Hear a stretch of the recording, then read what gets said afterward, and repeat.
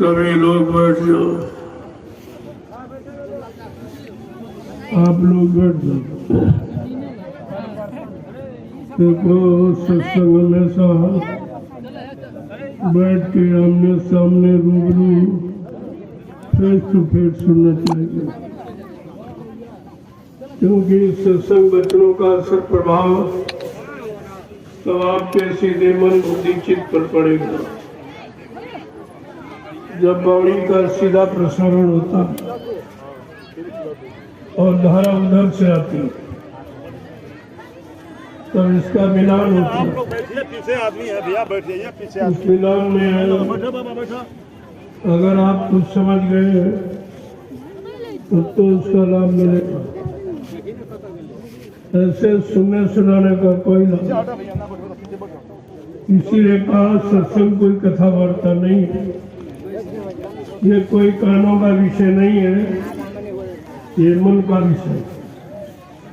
जब तक तुम्हारा मन इन वचनों को स्वीकार नहीं करेगा और कार्य रूप में परिणित नहीं करेगा, तब तक इन वचनों का कोई लाभ नहीं है। इसीलिए कितना दिन हो गया सुनते सुनाते, कोई असर प्रभाव नहीं। क्यों? कान सुनते रहे, एक तरफ सुना एक तरफ आपने निकाल दिया। अगर तुम्हारे मन ने स्वीकार किया होता तो अब तक आप कहाँ के कहाँ पहुंच गए, कितनी तरक्की हासिल कर लिए होते, कितना आपको सुकून शांति में रख चुके होते। लेकिन ये तो सब विपरीत हो गया। आप सोचते थे धर्म आएगा, लेकिन अधर्म बढ़ गया। सोचते थे पुण्य होगा, पुण्य कर रहे, पुण्य आएगा, पुण्य, लेकिन पाप बढ़ गया। करे भाई सत्य बोल रहे, सत्य कहा जा रहा, झूठ बढ़ गया। नहीं, रहम करो, दया करो, रहम करो, दया करो, ये मार काट हिस्सा बन गई। ये सब उल्टा क्यों होता चला? क्या कभी आपने इस पर विचार किया है? क्या मानव बुद्धि से कभी आपने सोचा है कि ये तुम्हारे विपरीत सब क्यों होता चला जा? बीमारी, महामारी, लड़ाई झगड़ा, देवी प्रकोप, दुर्घटनाएं, अकाल मौत, ये सब बढ़ती चली जा, और इसको रोकने का कोई उपाय किसी के पास नहीं। न कोई राजनीति में रोक सकता, न धर्म नीति से। ये दोनों नीतियां आपकी फेल हो गई। फिर ये ग्रंथों का मतलब क्या? ये रामायण, गीता, बाइबल, कुरान और मतलब यानी गुरु ग्रंथ साहब, इन धार्मिक किताबों के लिखने का और सुनाने का, पढ़ने का, याद करने का मतलब क्या होगा? क्योंकि माहौल सब उल्टा हो गया और दिन पर दिन बिगड़ता जा रहा। अभी आपने बिगाड़ नहीं देखा जो आगे आने वाला।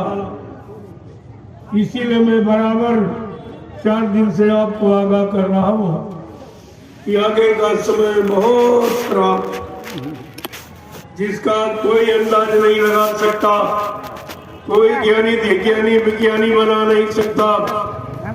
ये किसी के बताने की बात नहीं है, ये संत महापुरुषों के अनुभव की बात है।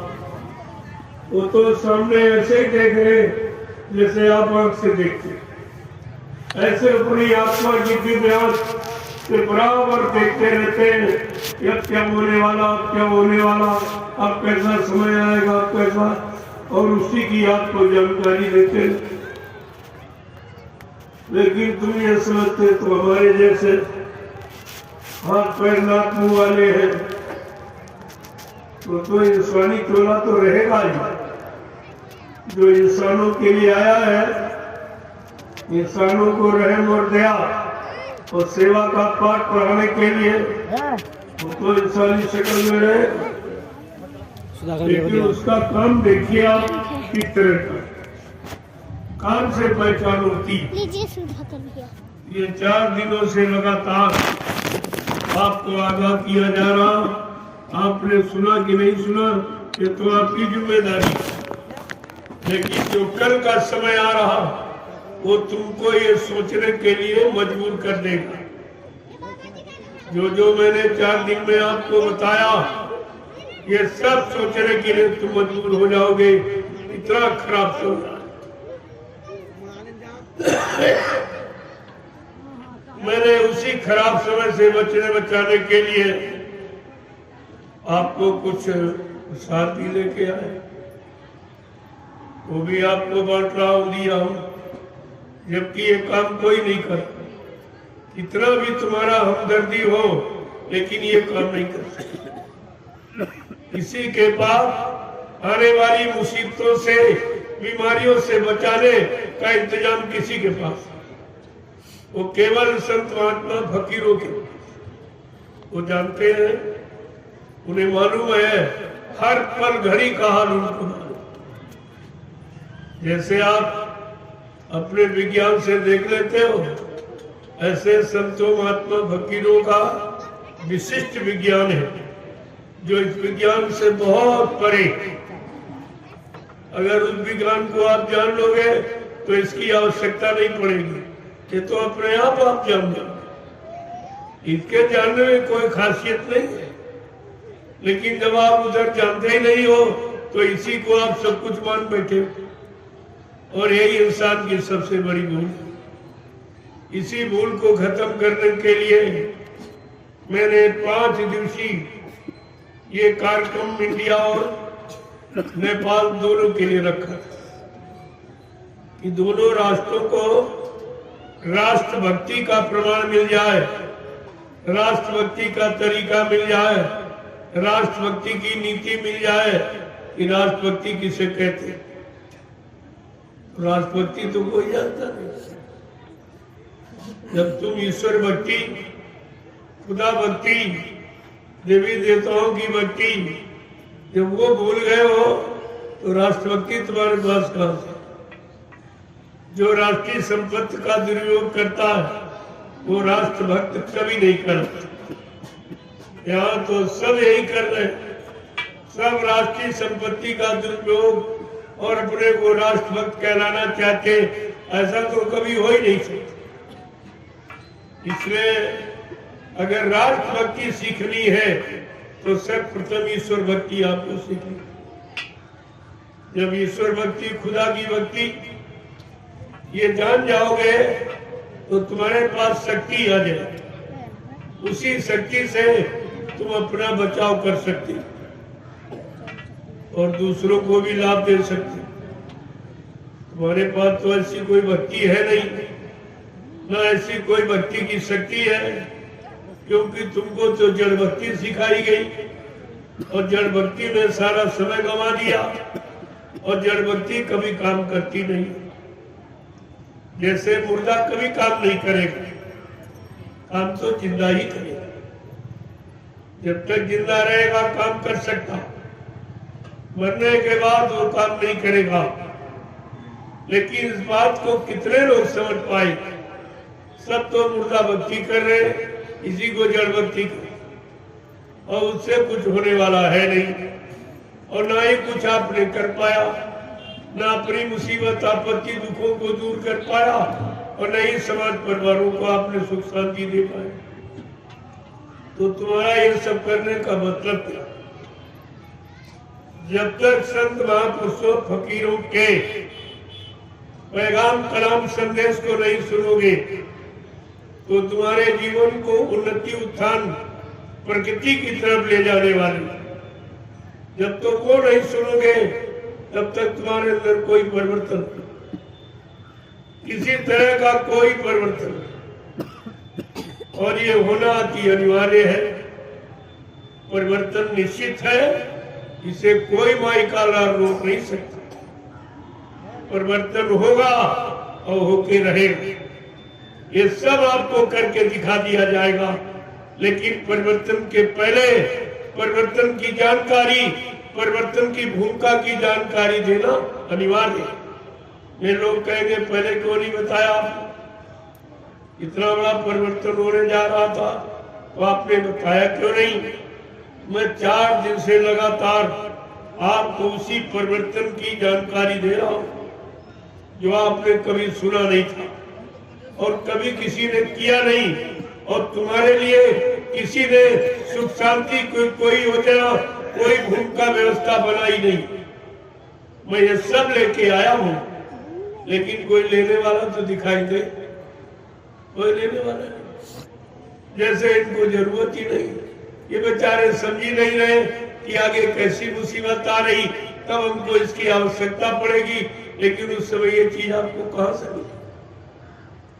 गुजरा हुआ जमाना आता नहीं दोबारा, जो समय वक्त घड़ी निकल जाती वो दोबारा आपके हाथ नहीं लगे। जो समय आपने 4 दिन का निकाल दिया, आज 5वां दिन, वो 4 दिन का समय अब आपको जीवन में नहीं मिलेगा। इसीलिए तो उसकी जरूरत बताई जाती थी कि फिर ये आपको सुनने को नहीं। ये किताबों की लिखा पढ़ी नहीं है, ये कोई स्वार्थ लोलुपता और पद लोलुपता की बात नहीं है, ये आत्मिक उद्धार की बात है। और तुम आत्मिक उद्धार जानते नहीं। ये आत्मा परमात्मा का संबंध क्या है, खुदा और रूह का संबंध क्या है, फकीरों का संतों का संबंध क्या है, मुर्शिदों का गुरुओं का संबंध क्या है, ये तो आपको पता नहीं कुछ। एक तो आप जानते नहीं हो और कोई बताए तो मानते नहीं।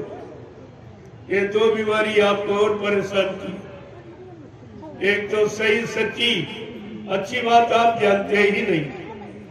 अगर कोई दया कृपा मेहरबानी करके बता दे तो तुम उसको मानते नहीं। तो कैसे काम बनेगा? काम बनाने के 2 तरीके, या तो स्वयं आप सक्षम हो, स्वयं कर लो, या जो कर रहा हो उसको सहयोग दो। तीसरा कोई तरीका नहीं। और दोनों तरीके आपको नहीं, ना तुम कर सकते हो और दूसरा कर रहा, ना तुम उनको सहयोग दे सकते हो, तो ये काम फिर कभी नहीं, कभी कोई नहीं कर सकता। ये बिगाड़ के सिवा अब तुम्हारे हाथ कुछ लगने वाला नहीं है, और बिगाड़ के बाद परेशानी ही परेशानी नजर आएगी। अभी आपने लड़ाई क्या देखी, अभी आपने खून खराबा क्या देखा, अभी चोरी डकैती कत्ल बलात्कार क्या देखा। ये तो सब आगे आ रहा है, और उसी से बचने बचाने का ये उपाय संत महात्मा फकीर समय के पहले बता दें, ताकि आप समय से इंतजाम कर लो, अपना कोई न कोई साधन बना लो। लेकिन नहीं करोगे तो फिर तुम जानो तुम्हारा काम। जब तुम्हारे हक में अगर धक्के ही लिखे हैं तो कोई क्या करेगा। जब जैसी हो तब पिता तब तैसी मति होए, काल रेख की लेख को मेट सके नहीं कोई। जो होनी आपने तैयार कर दी, होनी जानते हो किसे कहते हैं? जो आपने किया है उसका परिणाम अब मिलने वाला उसको होनी कहते।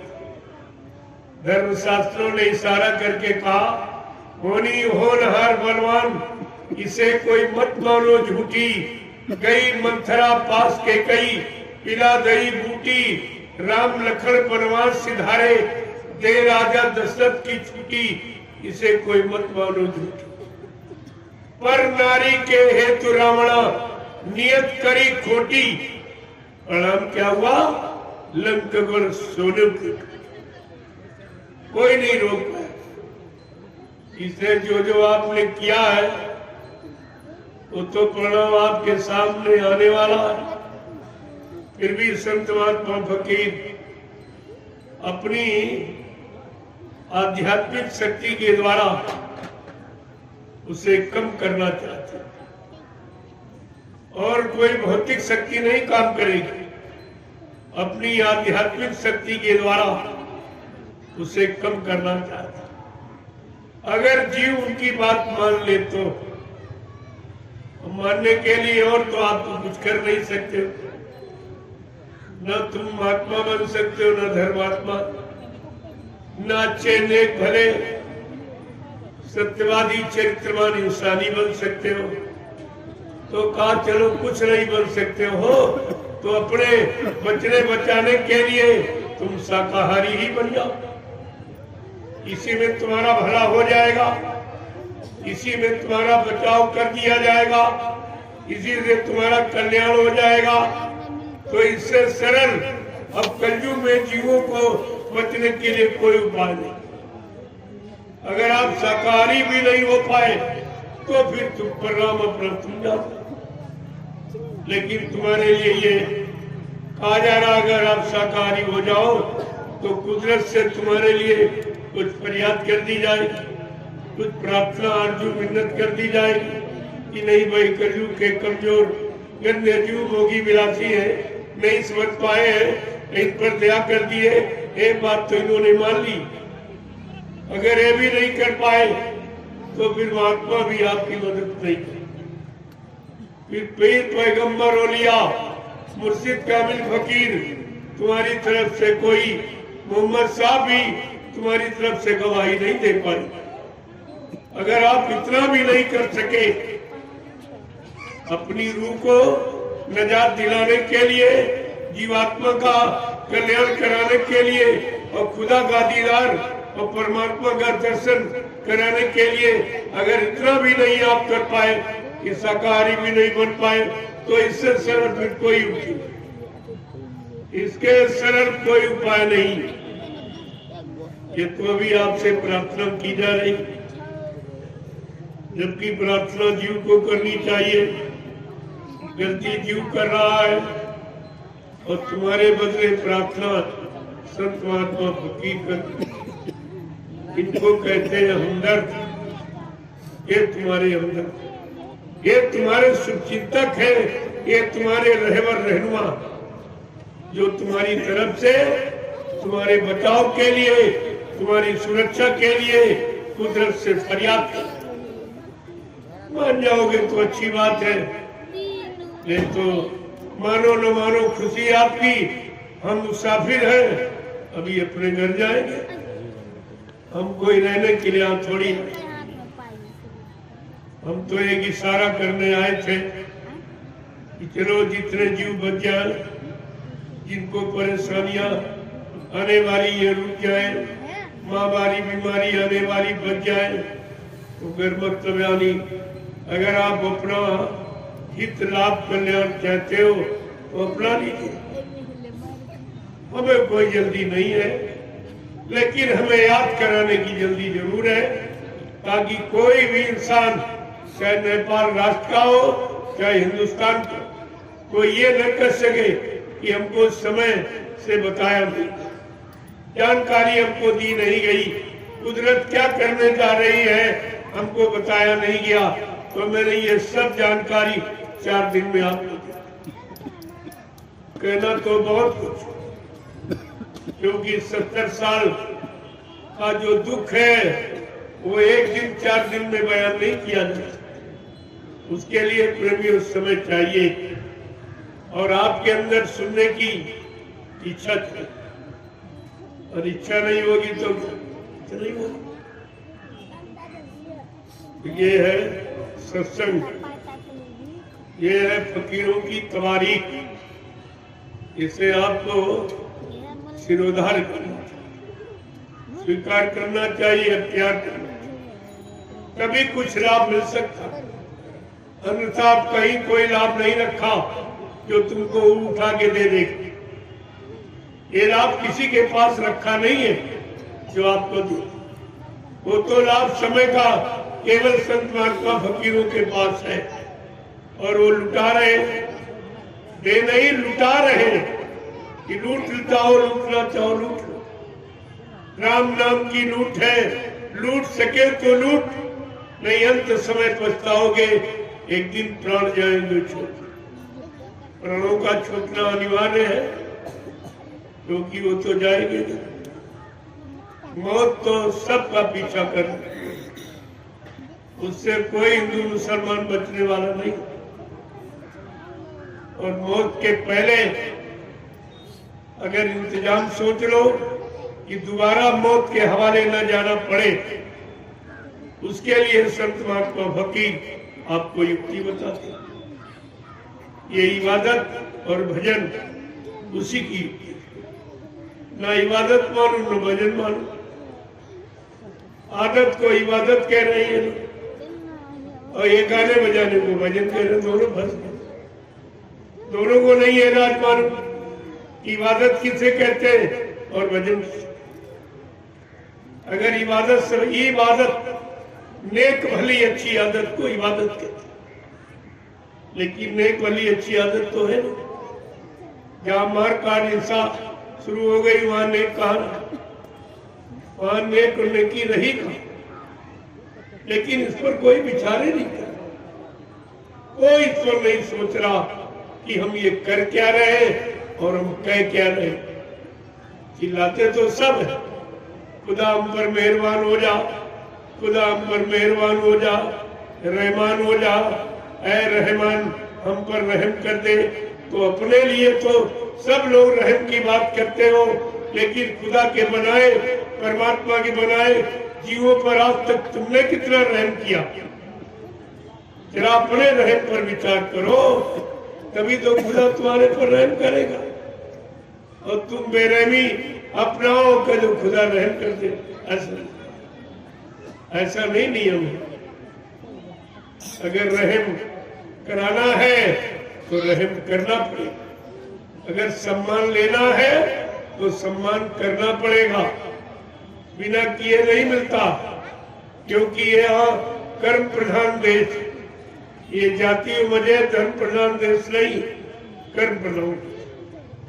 यहाँ कर्म ही सब कुछ, बिना कर्म के यहाँ पर कोई तुम्हें कुछ नहीं दे सकता।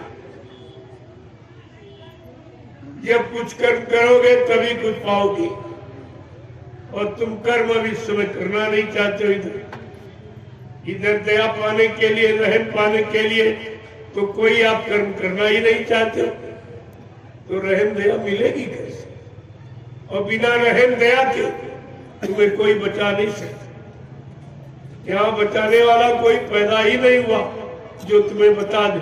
जब बचाएगी तो तुम्हारा रहम ईमान और दया ही तुमको बचाएगी। तो हरि के 1000 नाम, करोड़ों नाम विष्णु भगवान के, अनंतों नाम परमात्मा, कोई शक नहीं करना चाहिए। आप हजारों नाम, अनंतों नाम, करोड़ों नाम तो जानते नहीं। उसी तरह से ये कलयुग का जय गाया, ये प्रभु का, खुदा का, घाट का, अल्लाह ताला का सच्चा नाम जय गुरुदेव, जय मुर्शिद, जय गुरुदेव। लेकिन ये सब ध्यान में आपको रखना चाहिए। संत महात्मा फकीर उसी चीज को सामने ले आते जिसकी समय पर आवश्यकता हो, जरूरत हो, जिससे काम होना होता है, उसी नाम को ले आते हैं।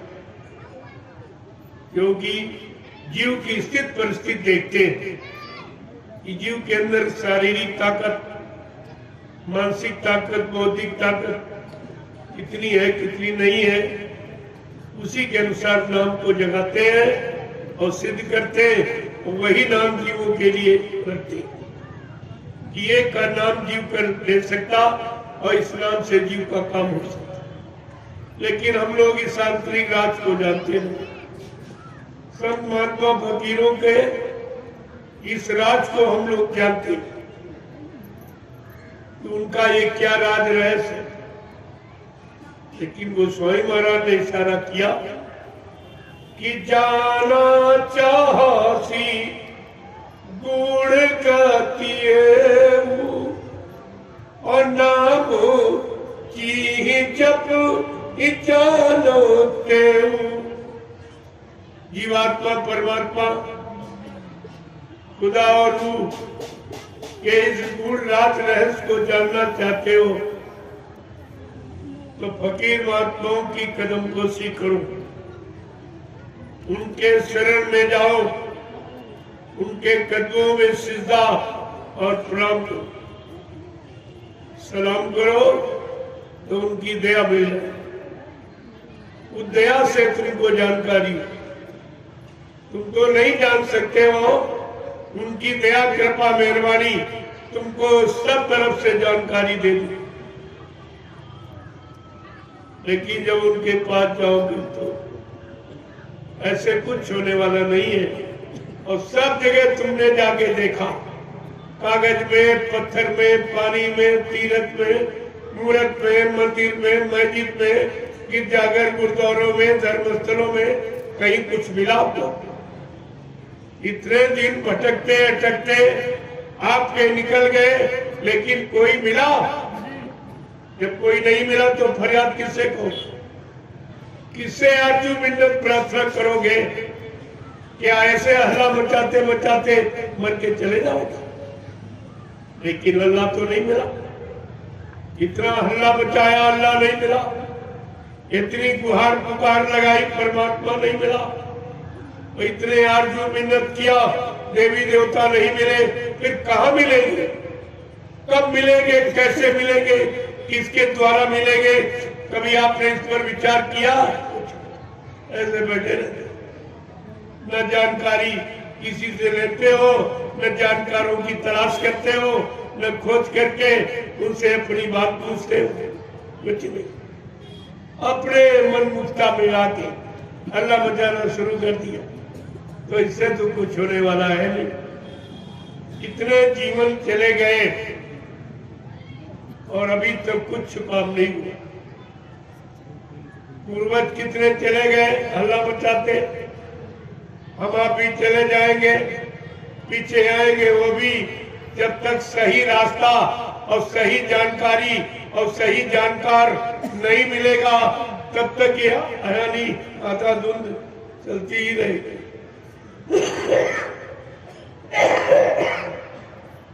ये आधा धुंध चलती रहेगी और मिला मिला किसी को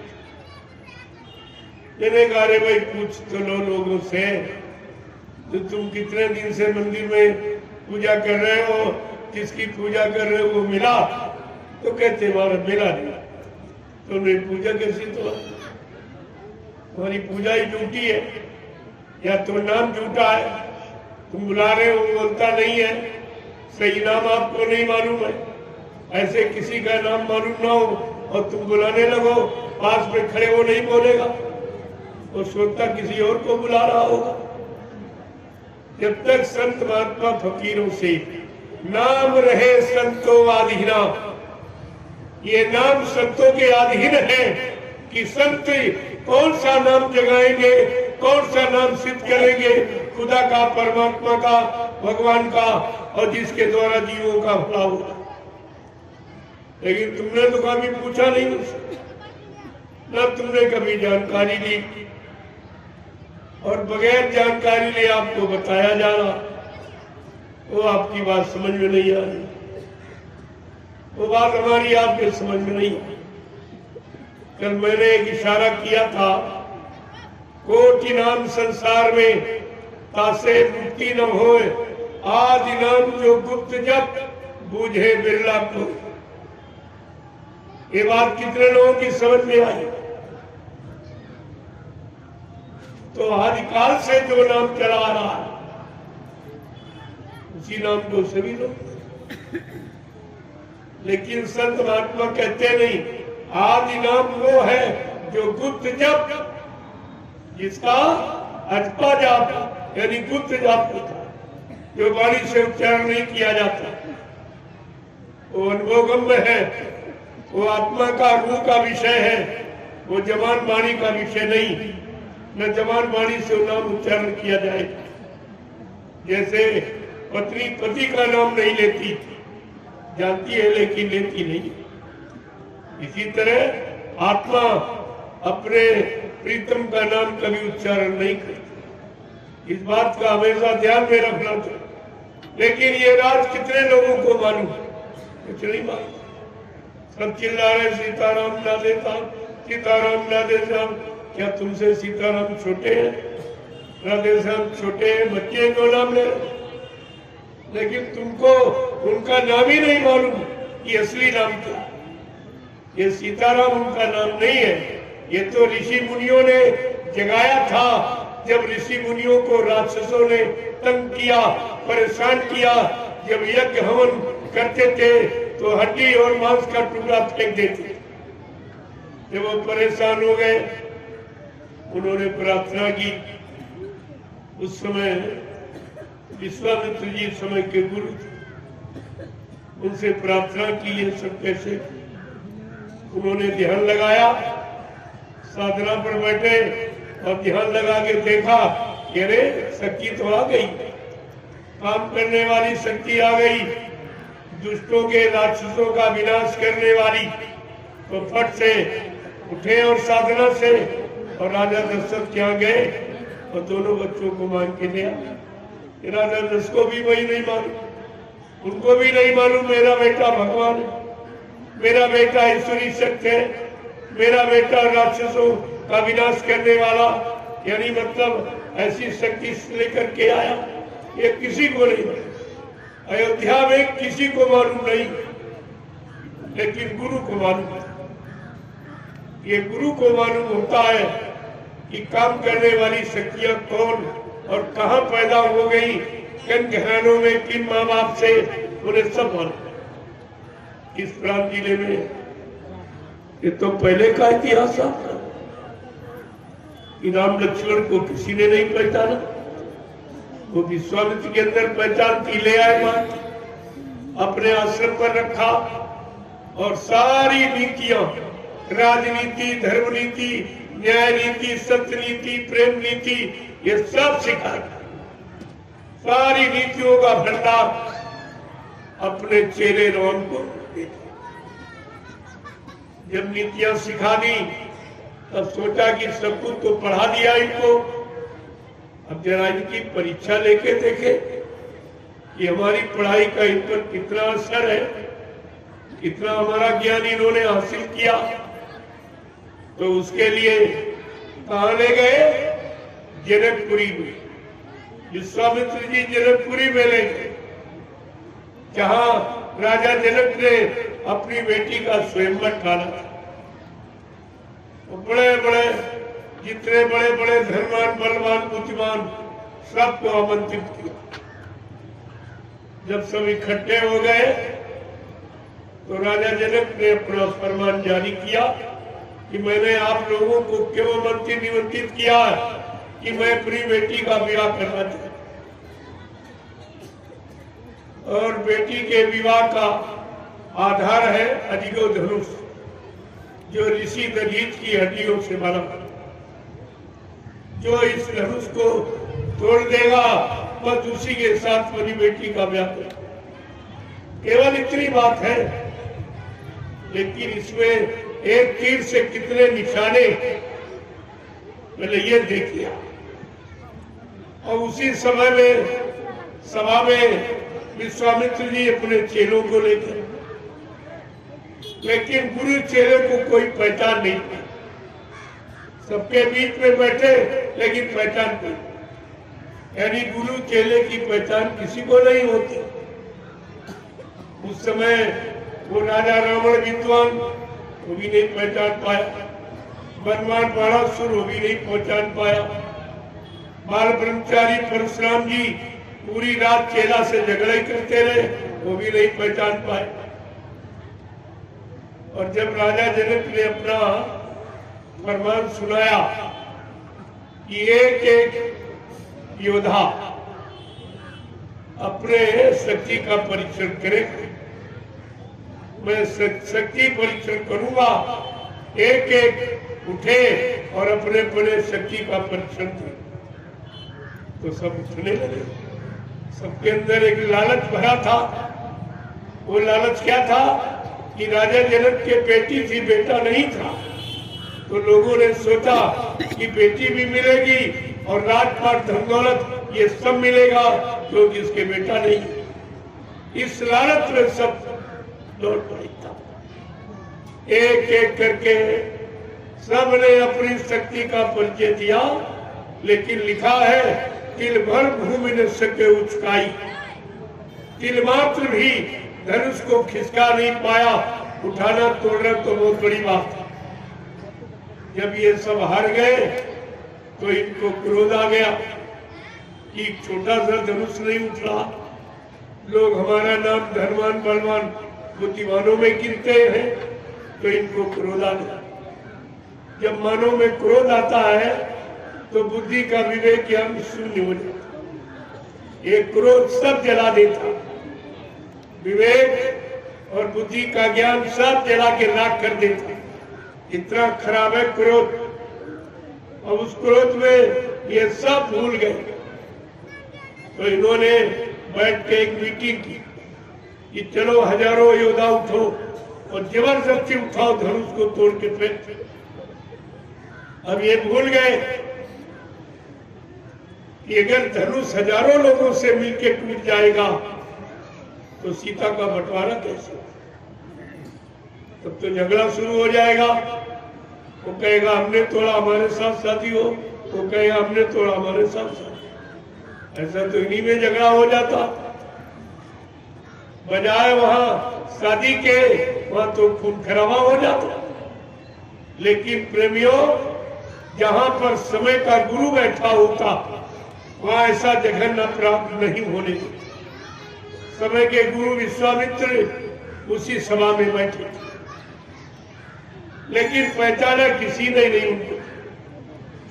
न रावण ने, न बलवान बड़ा सुने, न मतलब यानी बाल ब्रह्मचारी परशुराम जी, वो भी रात भर झगड़ा करते रहे।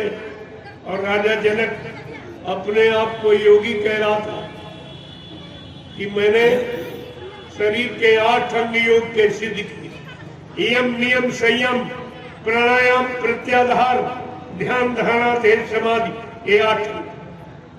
कहा मैं इन 8 अंगों को सिद्ध कर चुका, लेकिन योगी भी गुरु चेले को नहीं पहचान पा रहा। देखो पहला प्रश्न ये खड़ा हो कि गुरु शिष्य को न बलवान बाणासुर पहचान पाया, न विद्वान रावण पहचान पाया, न बाल ब्रह्मचारी परशुराम पहचान पाए, न योगी यानी राजा जनक पहचान पाए। जबकि विश्वामित्र एक सामाजिक गुरु थे, आत्मिक गुरु नहीं थे, यानी सदगुरु नहीं थे, गुरु थे। जब गुरु को इतने लोगों ने नहीं पहचान पाया, तो प्रेमियों, आज बाबा जयपुरदेव जी महाराज जो समय के सतगुरु, इनको कौन पहचानेगा? ये भोगी विलासी, ये स्वार्थी लोभी लालची, ये चरित्रहीन मानव क्या समय के सतगुरु बाबा जयपुरदेव जी महाराज को पहचान लेगा? नहीं। ये आपको विचार करना चाहिए। ये जानकारी एक मिली कि गुरु और चेले की पहचान किसी कोई नहीं करता। प्रेमियों, अब जब हजारों योद्धा उठे, वो भी तोड़ने के लिए चले, गोस्वामी महाराज लिखते रामचरितमानस में, शहर से भूप सब एक ही मारा और उठे उठावे तेरे नटारा। हजारों योद्धा उठे, वो भी धनुष को खिसका नहीं पाए। जब सब हार गए, तब बेचारे कहते कर चले सब दंड प्रणाम, दंडवत प्रणाम करके धनुष को चले, सब हारी मान गए। अब दूसरा प्रश्न है कि गुरु कब बोलता है, कब चेले को आदेश देता? गुरु कब बोलता है? जब सब हार गए, किसी से काम नहीं हुआ। अगर चाहते तो विश्वामित्र पहले आदेश देते राम को और धनु तोड़वा सकते थे, लेकिन प्रेमियों वहां झगड़ा शुरू हो जाता। कहते क्या इनका चेला बहादुर है कि हम ये काम नहीं कर सकते? इसलिए गुरु सबको मौका दिया, सबको मौका दिया। और सब जब हार गए, अब वो सोचने लगे कि जब सब हार गए, अब मेरी बात सब सुनेंगे, अब सब मानेंगे। तो विश्वामित्र ने क्या सोचा कि विश्वामित्र समय शुभ जानी और बोले आती इसमें मृदुबानी। ब्रह्मा ज्ञानी विश्वामित्र ने अपनी शुभ घड़ी मुहूर्त जान करके अति मीठे स्वर में बोले। क्या बोले कि उठव राम भंजव शिव चापू और मेटवता जनक पर तापू। अपने चेले राम को आदेश दिया कि उठो, राजा जनक जिस दुख से जल रहा इसके दुख को दूर कर। ये नहीं कहा धर्म तोड़ो शादी करो। राजा जनक जिस दुख से जल रहा है इसके दुख को दूर। गुरु का आदेश हमेशा दुख दूर करने के लिए। लोभ लालच मान सम्मान राजपाट धन दौलत पाने के लिए नहीं। देखो कितनी शिक्षा आपको मिलती, एक तीर से कितने निशाने हो रहे। गुरु की पहचान, चेले की पहचान, गुरु कब बोलता कब चेले को आदेश देता, ये सब। अब जब चेले राम को आदेश दिया तो राम शंका में आ गए। शंका स्वाभाविक थी उनकी, क्योंकि सामने देखा बड़े बड़े योद्धा उठे, धनुष को नहीं उठा पाए, और 1000 योद्धा मिलके उठे, वो भी नहीं उठा पाए धनुष। तो कहा क्या गुरु जी ने बगैर सोचे समझे ही आदेश दे दिया। अगर शिष्य को अपनी शक्ति का एहसास करा दिया जाए तो प्रेमियों अहंकार आते देर नहीं लगती। इसलिए काम तो कराते गुरु, लेकिन एहसास नहीं होने। ये कभी एहसास नहीं कर पाओगे कि हमने कुछ किया। हमेशा अपने में कमी ही देखते रहो। ये कमी ही तुम्हारे एक दिन महानता का कारण बन जाती है। यही तो जब विश्वामित्र ने आदेश दिया चेले राम को, तो राम को शंका हो गई। क्या शंका में तुम्हारी तरह से गुरु को छोड़ के भाग गए थे? नहीं। ये भी समझिए आप, शंका हुई, लेकिन राम ने उस शंका में क्या निश्चय किया कि गुरु ही प्रणाम मैं मन मन कीना, और तब राघव उठाए धनु लीना। अंदर में गुरु को प्रणाम करना। शंका तो हुई, लेकिन शंका में गुरु को प्रणाम कर रहे कि गुरु महाराज जय गुरुदेव, जय गुरुदेव, जय गुरुदेव। गुरु जी अब हमारी जय पराजय तुम्हारे ही आदेश आपने दिया है, शक्ति बल आपको देना पड़ेगा। इस काम में सफलता विजय आपको ही करानी पड़ेगी। मेरे बस का कुछ नहीं। कह रहे नहीं विद्या नहीं बाहुबल नहीं करते, मेरे पास तो कुछ नहीं है, आपकी दया के बगैर मैं कुछ नहीं कर सकता।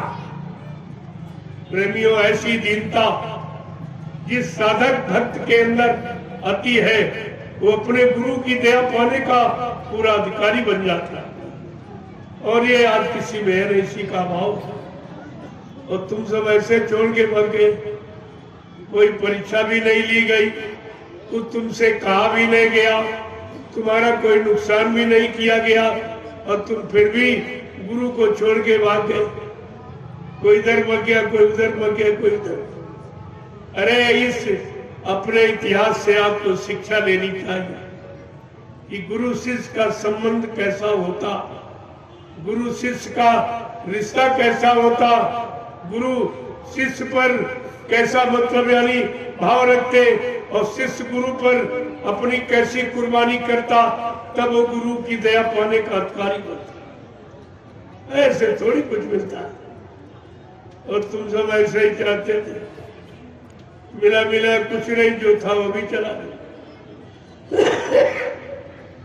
सब छोड़ के भाग के कोई नहीं किया। 45 करोड़ चेला मथुरा में बने। मथुरा में लगा था मेला, और मेला में ये बन गए सब चेला। आज मेला खत्म, चेला खत्म, कोई चेला नहीं। ये मेला में चेला बने थे, इसलिए मेला खत्म हुआ तो चेला नहीं था, कोई नहीं दिखा। ऐसे गुरु भक्तों पर क्या भरोसा किया जाए, कहां छोड़ दें, कहां हट जाए, कहां से भग जाएंगे। इसलिए गुरु सब तरफ की परीक्षा लेके, ऐसे नहीं पक्का करके, क्योंकि आगे सतयुग आ रहा, सतयुग की व्यवस्था ऐसे लोभी लालचियों चोरों पर थोड़ी सौंप दी जाएगी कि जिनकी कोई क्वालिटी नहीं। 4 प्रकार के भक्त माने गए, आरत, अर्थार्थी, जिज्ञासु और ज्ञानी, और इनकी तो कोई क्वालिटी नहीं। इन भगोड़ों की कोई क्वालिटी, सब छोड़ के भाग गए, गुरु को छोड़ के सब भाग गए। अब बताइए सतयुग का सेहरा किसके सिर पे बांध दिया? यहाँ तो सब भगोड़े निकले, सब स्वार्थी लोभी लालची निकले, कोई गुरु का भक्त नहीं निकला। आपने गुरु नानक देव जी महाराज का इतिहास पढ़ा होगा, सिखों के प्रथम गुरु थे। जब गुरु नानक देव जी महाराज के 4400 शिष्य हो गए, तब उनको चिंता हो गई कि मेरे शिष्यों की संख्या तो बढ़ती जा रही, लेकिन इसमें मेरा सच्चा आशिक कौन, जो मेरे सिवा न किसी को जानता, न मानता, न पहचानता, न किसी की सुनता। ऐसा कोई, एक भरोसा, एक बल, एक आत्मविश्वास, ऐसा कौन? तो अपने सच्चे भक्त की परीक्षा के लिए गुरु नानक देव जी महाराज ने तैयारी की और संगत से कहा, कल समूची संगत आएगी, मैं एक आवश्यक संदेश दूंगा। और रात भर में उन्होंने तैयारी कर ली, एक झोपड़ी बनवाई, झोपड़ी में एक तरबूज का फल रखा, एक तलवार रखी और एक प्रेमी को बैठा दिया, एक बकरे को बंद किया, एक बाल्टी लाल रंग पानी घुरवा के रखा। जब सवेरे संगत आई, तब गुरु नानक देव जी महाराज ने कहा कि सब लोग लाइन से खड़े हो जाए। जब सारी संगत लाइन से खड़ी हो गई, तब गुरु नानक देव जी महाराज ने कहा, हमको सर चाहिए, सर। जैसे आवाज लगी तो सबसे आगे प्रेमी खड़ा था, बड़ा खुश हुआ कि अगर मेरा सर गुरु के काम आ जाए तो मेरा जीवन सार्थक हो जाए। गुरबाणी कहती है, शीश दिए गुरु मिले तो भी सस्ता जान। अगर सच्चा परमार्थी, गुरु आत्मा को जगाने वाला, परमात्मा से मिलाने वाला, पाप कर्मों में माफी दिलाने वाला, ऐसा समर्थ सतगुरु अगर मिल जाए और उसके मिलने में अगर ये सिर चला जाए, तो ये सस्ता सौदा, ये सस्ता सौदा। यही कुर्बानी मुसलमानों के यहाँ, लेकिन वो कुर्बानी भूल गए कि वो अपना सच्चा आशिक जो खुदा का था, उसने खुदा के लिए अपनी औलाद को कुर्बान करना चाहा। से कहा, अगर तू सच्चा आशिक है तो अपनी औलाद की कुर्बानी कर, वो तैयार हो। क्योंकि जो खुदा का प्यारा है, वो औलाद क्या बात को प्यार नहीं रखता, वो सब कुछ भेंट करने के लिए, न्यौछावर करने के लिए, कुर्बान करने के लिए तैयार हो। लेकिन खुदा ऐसा नहीं करता, वो तो केवल परीक्षा ही ले रहा है। तो उसकी जगह फट से एक मेमना, भेड़ का बच्चा सामने आ गया। नहीं, इन जीव में भी मेरी रूह है, काटने मारने का अधिकार नहीं। बस वहीं से इन लोगों ने एक बना लिया कि ये मेमना, ये हमारी कुर्बानी में बाधक हुआ, लिहाजा तब से ये मेमना नहीं तो बकरा, बकरा नहीं तो मुर्गा, मुर्गा नहीं तो अंडा, नहीं तो मछली, सब बात को नहीं समझा। उसने औलाद की कुर्बानी। अगर तुम सच्चे खुदा के आशिक हो तो औलाद की कुर्बानी करके दिखाओ, मान ली जाए तुम्हारी कुर्बानी। ये हिंसा हत्या कभी कुर्बानी नहीं होती। ये कुर्बानी का अर्थ ही नहीं जानती। कुर्बानी का मतलब क्या? जो स्वेच्छा से कुर्बान हो जाता है, स्वेच्छा से अपने आप को आप समर्पित कर देता, कंप्लीट सरेंडर, उसको कुर्बानी कहते हैं। बगैर फकीरों के जरिए आप कुछ समझ नहीं सकते हो, मनमानी करके अपना नुकसान कर सकते। तो प्रेमियों, वो प्रेमी हंसते हंसते झोपड़ी के अंदर चला गया। जो आप प्रेमी पहले से बैठाला गया था, उसने तलवार उठाई और तरबूज पर मारी तो खच की आवाज। बकरे का कान में था तो मैं की आवाज। एक लोटा लाल रंग पानी फैला दिया और बाहर निकल के पानी आया तो संगत ने देखा, अरे इसका तो काम हो गया। ऐसे प्रेमियों 1 2 3 4 5 अंदर गए, लेकिन छठे का नंबर आया तो गुरु नानक देव जी महाराज ने फिर कहा, हमको सर चाहिए सर। तो भगदड़ मच गई, एकदम भगदड़ मची, कोई दिखाई नहीं। आज भी आपने पढ़ा होगा पंच प्यारे, 4400 शिष्यों में गुरु नानक देव जी महाराज के 5 प्यारे निकले, लेकिन बाबा जी के 45 करोड़ चेलों में एक भी गुरु का प्यारा नहीं निकला। एक भी गुरु का प्यारा नहीं निकला। सब स्वार्थी, लोभी, लालची, कोई जमीन का प्यारा, कोई पैसे का, कोई आश्रम का, कोई मंदिर का, कोई मान सम्मान का, कोई पदों का प्यारा निकला, लेकिन गुरु का प्यारा एक भी नहीं। तुमने तो सारे गुरुओं पर पानी फेर दिया।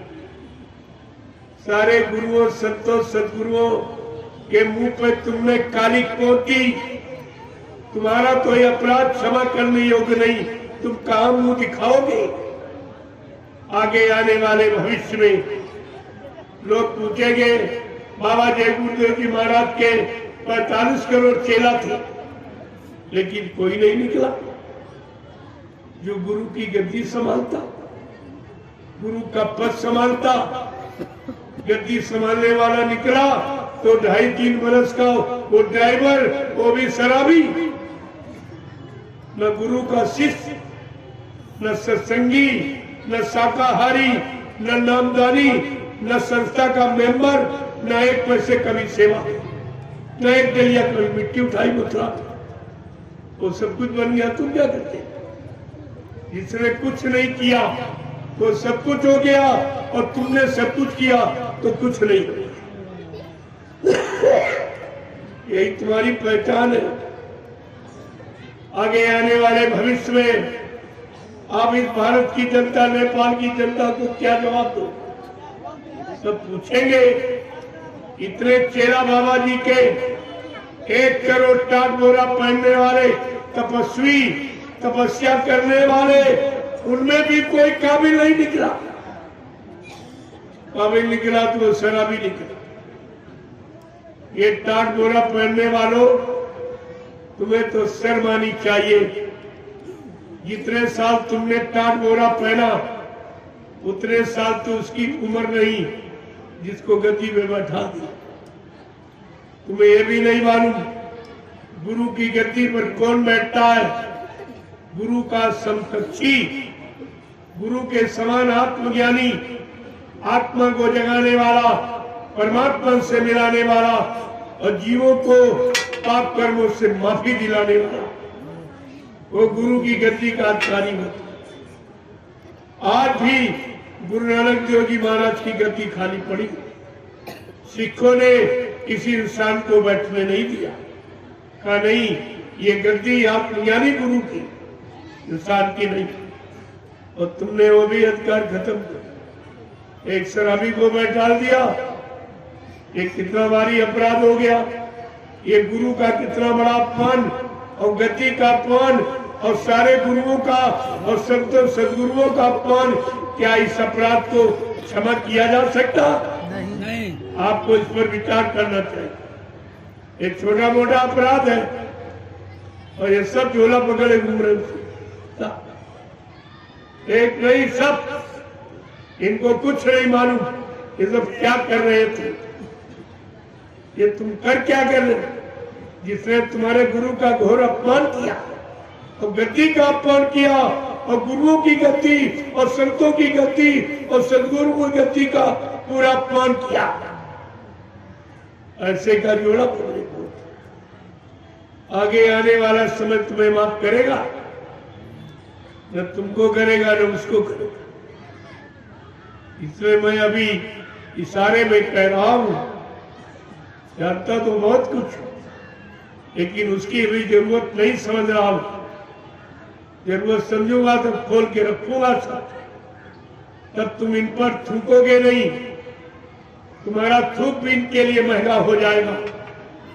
इनके काले कारनामों को सुन के तुम्हारा हृदय दहल जाएगा और ऐसे ऐसे प्रेमी जिनका हार्ट अटैक हो जाएगा अपने गुरु का अपमान नहीं सह सकते। इसलिए प्रेमियों, कहना तो बहुत कुछ, लेकिन अभी उसकी जरूरत नहीं समझ रहा हूं। जितनी जरूरत समझ रहा हूं उतना तो मैं आपके सामने रख ही रहा हूं। और धीरे धीरे धीरे आप देखते जाइए, जिन्होंने जो जो किया है वो करने का फल सब सामने आ गया, सब सामने आ जाएगा। चिंता मत कीजिए। मैं तो अभी उनसे भी प्रार्थना करता हूं, अभी आपको भी सुधरने का मौका, माफी मांगने का मौका अपने गुनाहों की तुम्हें भी दिया जा रहा। अगर नहीं चेते जागे तो फिर तुम जानो, तुम्हारा काम जानो। लेकिन कोई ये नहीं कह सकता कि हमको किसी ने इशारा ही नहीं किया। मैं सब खोल के कह, ये समय जो खराब हो रहा है ये तो है ही, और जो अच्छा करने आए और इतने लोग जुड़े वो कितने अच्छे बन पाए, ये भी लोग पूछेंगे। इतने करोड़ बाबा जी के चेले, इसमें कौन अच्छे बन पाए, कौन गुरु के भक्त बन पाए, कौन गुरु महिमा को समझ पाए, कौन गुरु के वचनों को जान मान पहचान पाए। ये सब आपके लिए प्रश्न ही खड़े हो जाएंगे। आगे आने वाले समय में आप भारत की जनता, नेपाल की जनता को के प्रश्न हल नहीं कर पाओगे। इतने ये प्रश्न तुम्हारे सामने लाके खड़े कर दिए, क्योंकि तुमने बाबा जी के वचनों का प्रचार किया, नेपाल में भी और इधर भारत में, दोनों जगह। तो वचन तो उनको मालूम है, सब आपसे खोल के पूछेंगे, तुमने बाबा जी के बारे में ये बताया, ये कहा, ये तो सब कुछ नहीं हुआ। क्या तुम्हारे गुरु झूठे, क्या तुम भी झूठे? उस समय आप जवाब क्या दें? मैं तो इसलिए याद करा रहा हूं कि उस समय के लिए तुम्हारे पास कोई जवाब नहीं। तो ये आज सत्संग का आखिरी दिन है। मैं तो आपका दर्शन करने आ गया कि चलो चलते चलाते दर्शन आपका कर ले, क्योंकि आज हमें मुजफ्फरपुर के लिए निकलना, कल वहां कार्यक्रम है, इसलिए आज निकल जाऊंगा तो कल समय से कार्यक्रम में पहुंच। इसके बाद आपका गोपालगंज में, अभी बिहार में ही है, जो 2 महीने का बिहार का दौरा है पूरे बिहार में, ये बराबर गोपालगंज से पूरा हो जाएगा। इसके बाद उत्तर प्रदेश में प्रवेश करूंगा। 26 जनवरी का कार्यक्रम देवरिया में, 23 जनवरी को शोभा यात्रा है और 28 जनवरी तक 5 दिवसीय राष्ट्र के हित में संदेश। राष्ट्र के हित में संदेश दूंगा। जो आज राष्ट्र को, देश को जरूरत आवश्यकता है, वो तो मैं वही प्रसारित करूं। लोगों की समझ में आ जाएगा कि राष्ट्र के हित में वर्तमान समय में कैसे संदेश की आवश्यकता, वर्तमान समय को लोगों को कैसी दिशा, कैसा आदेश निर्देश चाहिए, वो मैं देवरिया में प्रसारित करूंगा। तो भी 5 दिवसीय कार्यक्रम जो लोग सुनेंगे समझ में आ जाएगा। तो ये 2 महीने का ये तूफानी दौरा जो 3 प्रांतों का था, उत्तर प्रदेश, झारखंड और बिहार, और आपका ये नेपाल, ये 4 जगह का ये पूरा हो जाएगा। इसके बाद फिर आगे की भूमिका बनेगी, कहीं और काफिला निकलेगा तो आपको जानकारी मिल। जय गुरुदेव, जय गुरुदेव, जय गुरुदेव, जय गुरुदेव। नाम किसका? प्रभु का, प्रभु का प्यारा नाम। जय गुरुदेव। अब आप लोग खड़े हो जाओ, खड़े हो जाओ और समापन दिवस से मैं आपसे क्षमा मांगूंगा, क्योंकि हमें दूसरे कार्यक्रम के लिए निकलना, तो समय से पहले विराम ले रहा हूं। फिर कभी अवसर मौका मिलेगा, गुरु महाराज की दया होगी तो आप सबके दर्शन करूंगा और गुरु के अनमोल वचनों की जानकारी आपको। अभी तो मैंने बहुत थोड़ा सा एक इशारा किया, क्योंकि अभी कुछ और काम होना है, इसलिए उसकी तैयारी कर रहा हूँ।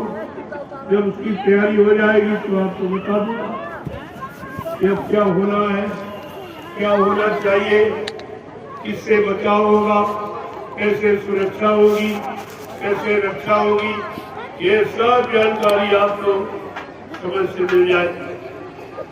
जय गुरुदेव, जय गुरुदेव।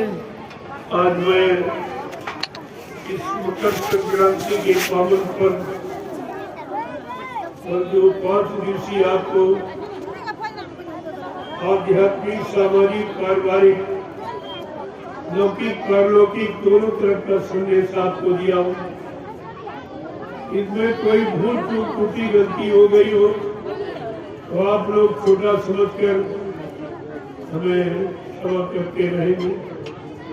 अवसर मौका मिलता रहेगा, आप सबके दर्शन करता रहूंगा।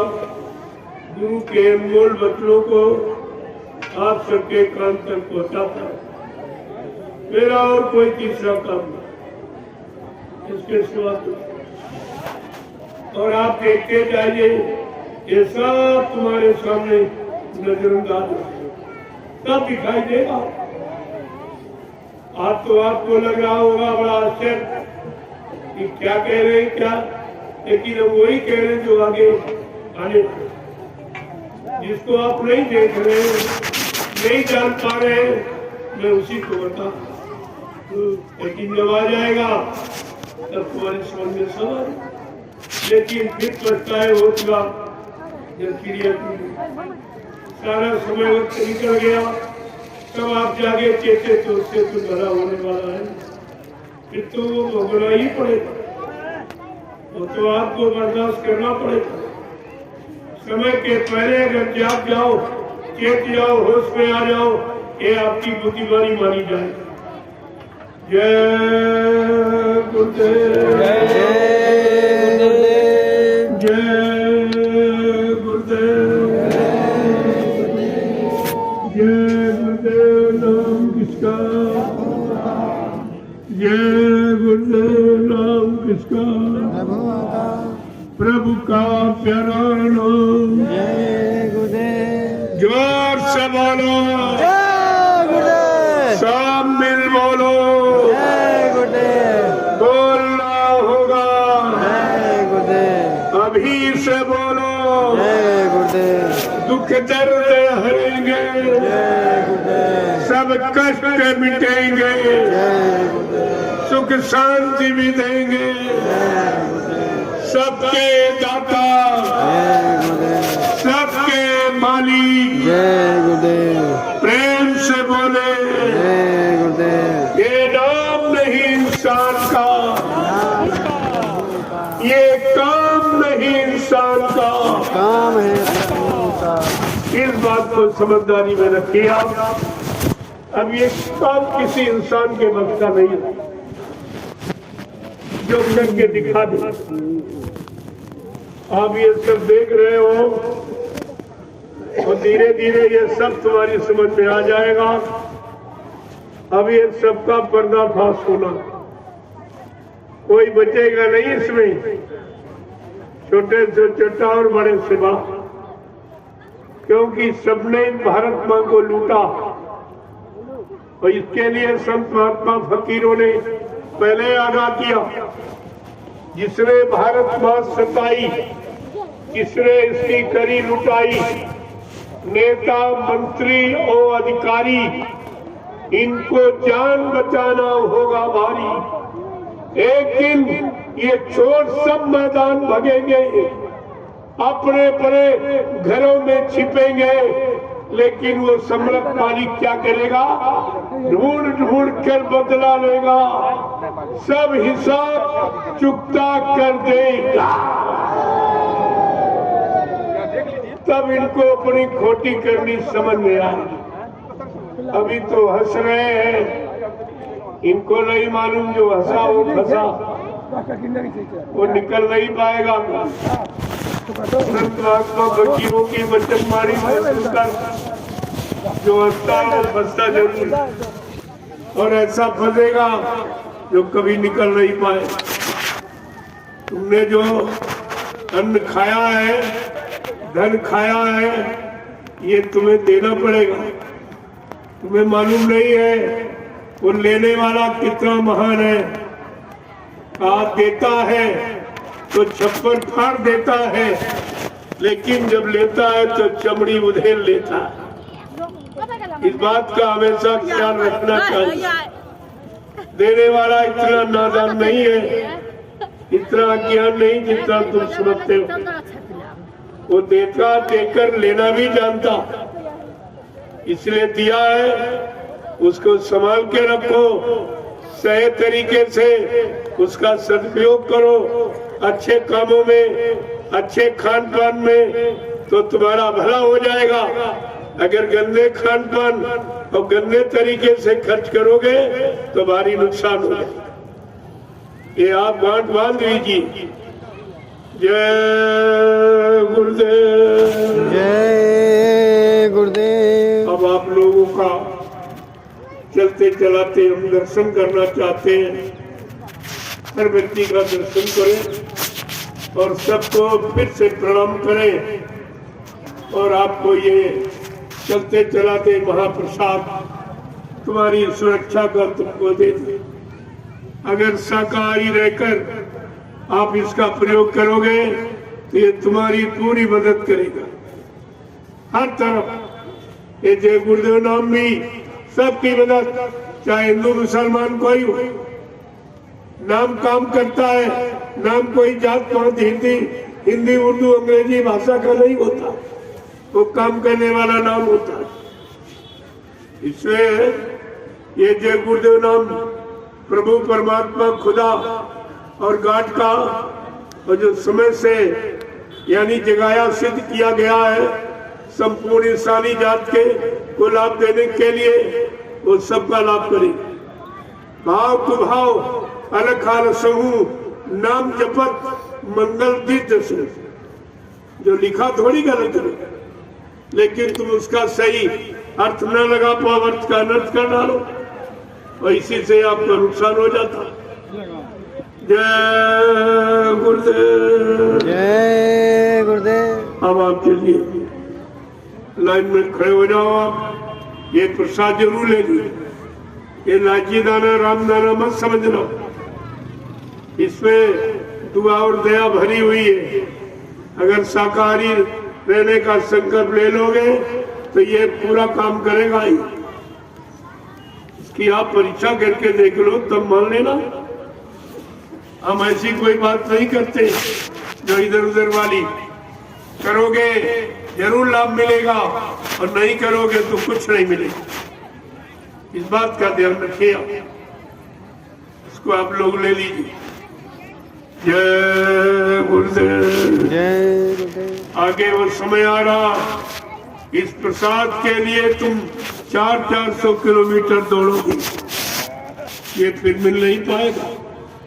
जो आज में जबरदस्ती और आपको स्वयं चल के ये बांट दे रहा हूं और बदले में कोई इच्छा नहीं, इसके बदले कोई लेने की इच्छा नहीं है। ये ऐसा काम नहीं है। ये संतों का फकीरों का दरबार है, लेने वाला दरबार नहीं, देने वाला। सब कुछ देगा, लेकिन लेना तो सीखो आप। दीनता, नम्रता, शीलता, सौम्यता, चरित्रता, निर्मलता, पवित्रता में ही कोई चीज हासिल होती है, इसके पहले नहीं मिलती। जब ये सब आपके अंदर आ जाएगा, ये सब चीज तुम्हारे यानी अंदर समर्पित कर दी जाएगी। आपको देने के लिए तो ये बनाया ही गया बाप ने, कोई रखने के लिए थोड़ी है। लेकिन आप जब न ले पाओ, न संभाल के रख पाओ, तो उसके लिए फिर कोई क्या। जय गुरुदेव। जय गुरुदेव। देखो वो झंडा गड़ा है, ये सत्यता का प्रतीक है। झंडे तो हिंदुस्तान में सबके पास है, लेकिन ये काम झंडे से कोई नहीं करा सकता। यही तो असली नकली झंडे की पहचान है। वो झंडे अपने अपने पद के हैं, अपनी अपनी कुर्सी के हैं, अपने अपने नाम बड़ी के हैं। और ये झंडा प्रभु का है, खुदा का है, गाड का है, ये सबके लाभ का है। इसलिए सच्चाई अगर जानना चाहते हो तो झंडे की परिक्रमा करके देखिए, आप सब लाभ आपको मिलेगा। जय गुरुदेव।